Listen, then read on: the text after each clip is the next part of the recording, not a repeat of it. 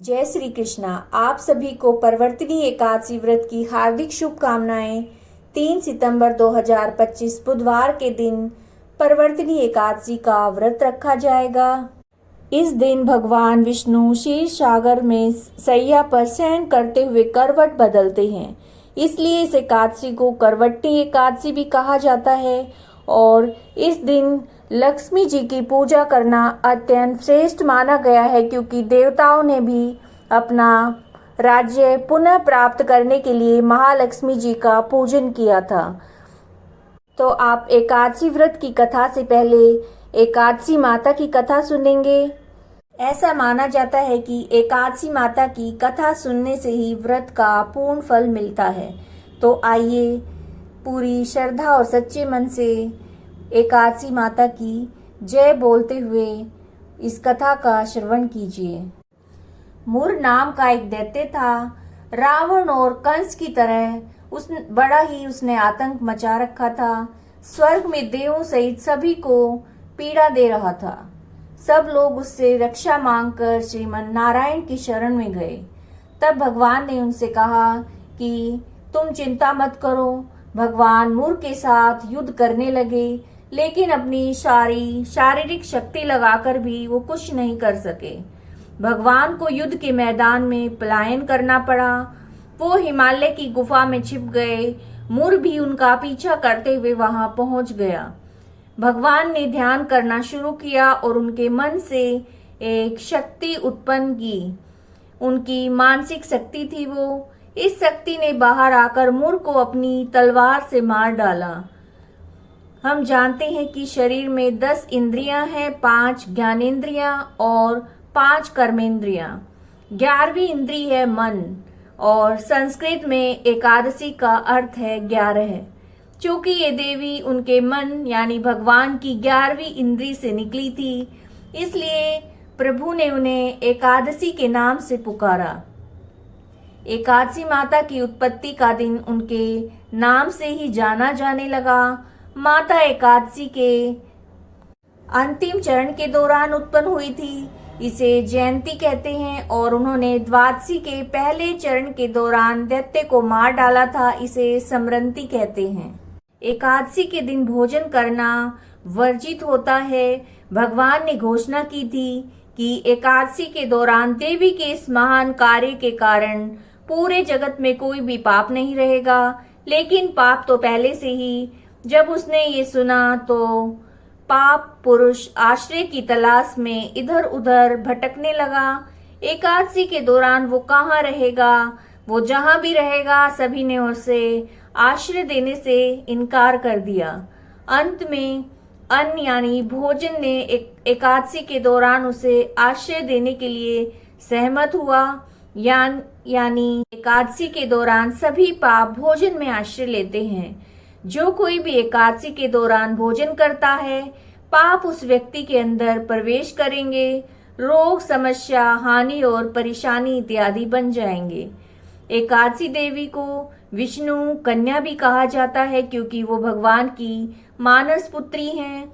उनकी मूर्ति पूरी जगन्नाथ मंदिर और द्वारका धाम में है। भगवान के धर्म की रक्षा के लिए जितने भी अवतार हैं वो सभी एकादशी के दिन हुए हैं, इसलिए इस दिन को बड़ा ही पवित्र माना जाता है।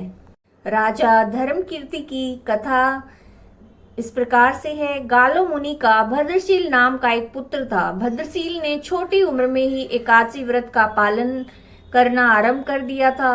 मुनि ने उसे ऐसा करने के लिए कभी नहीं कहा था। एक बार मुनि ने भद्रशील से पूछा कि उन्हें इस व्रत को करने के लिए किसने कहा है। तब भद्रशील ने कहा, मैं कई जन्मों से एकादशी का व्रत करता आ रहा हूँ। आमतौर पर किसी को भी पिछला जन्म याद नहीं रहता। जब तक आप माँ के गर्भ में होंगे, जब तक आपको पिछले जन्म की यादों का स्मरण रहेगा, लेकिन जन्म से ठीक पहले ये सारी स्मृतियां मिट जाती हैं। लेकिन भद्रशील को अपने पूर्व जन्म का सारा वृत्तांत उस समय भी याद था। ये एकादशी व्रत की शक्ति थी जिसका वो हमेशा पालन करते थे। वे एक पूर्व जन्म में धर्मकीर्ति नामक राजा थे। धर्मकीर्ति बड़ा क्रूर था उसे कोई भी पसंद नहीं करता था। ऐसा कोई भी पाप कर्म नहीं था जो उसने ना किया हो। एक बार वो अपने सैनिकों के साथ शिकार पर गया। उसने एक हिरण को देखा और अपने सैनिकों को उस हिरण को चारों ओर से घेरने के लिए कहा।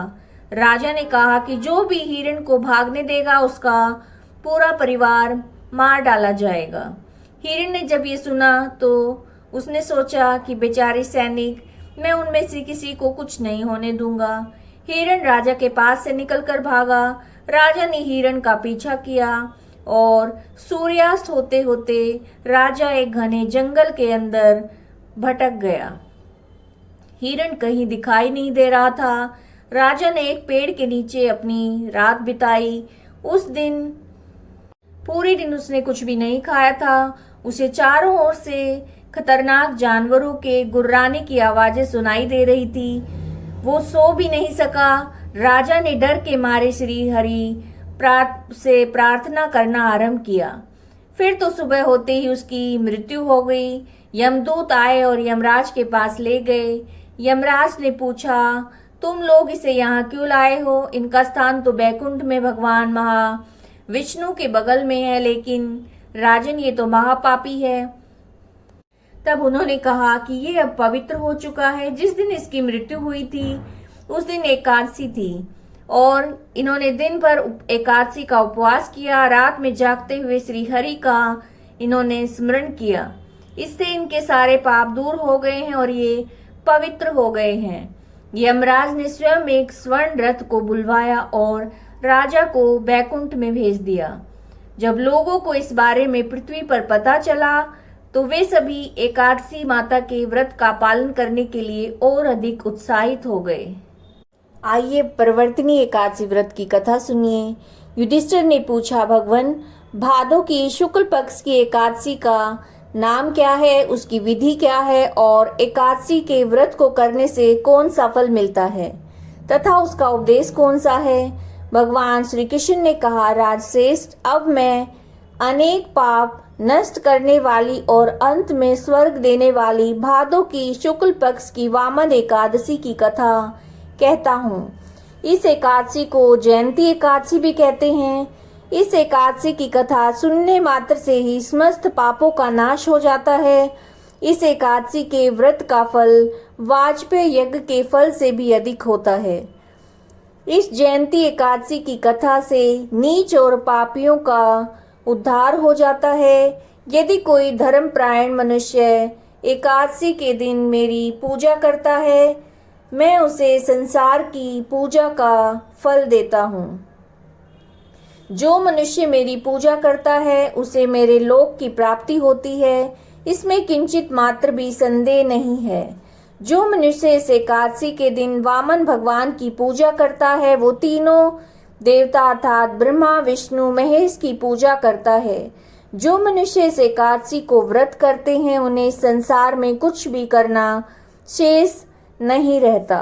एकादशी के दिन श्री विष्णु भगवान करवट बदलते हैं, इसलिए इसे परिवर्तिनी एकादशी कहते हैं। युधिष्ठिर बोले, भगवान, आपके वचनों को सुनकर मुझे संदेह हो रहा है कि आप किस प्रकार सोते और करवट बदलते हैं। आपने बलि को क्यों बांधा और वामन रूप धारण करके क्या लीलाएं की?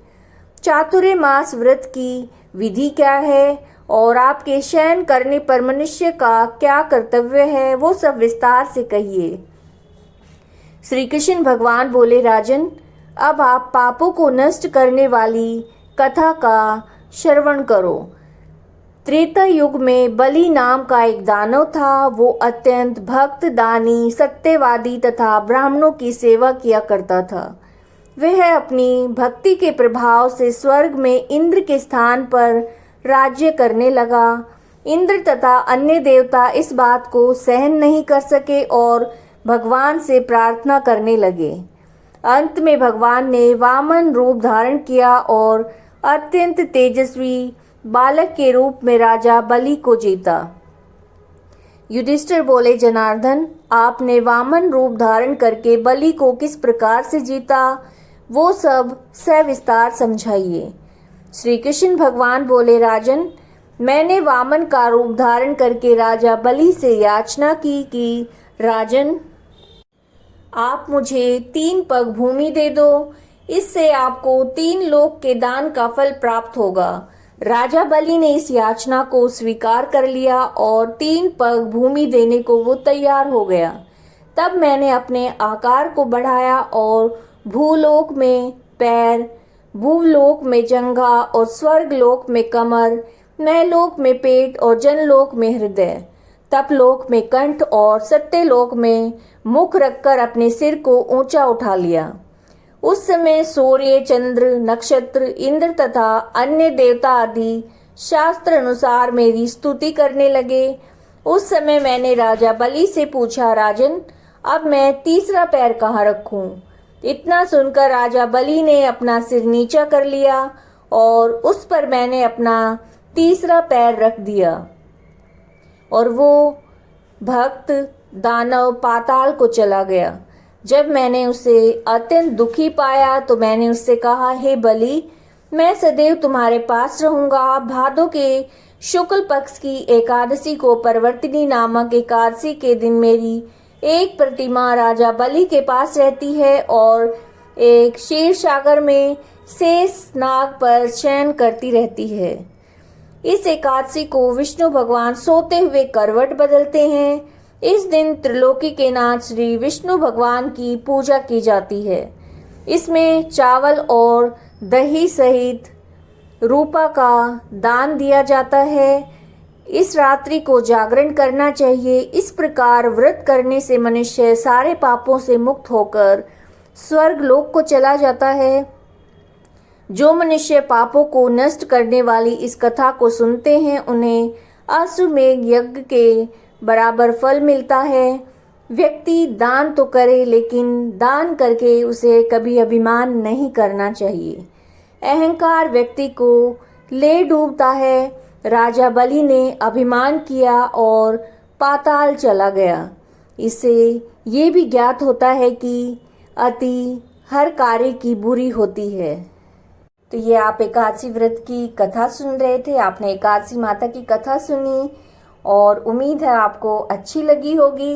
वीडियो को ज़्यादा से ज़्यादा शेयर कीजिए, लाइक कीजिए और कमेंट कीजिए। चैनल को सब्सक्राइब नहीं किया है तो चैनल को सब्सक्राइब कीजिए, बेल आइकन प्रेस कीजिए ताकि समय से आपको नोटिफिकेशन मिल सके। प्रेम से बोलिए जय श्री कृष्णा।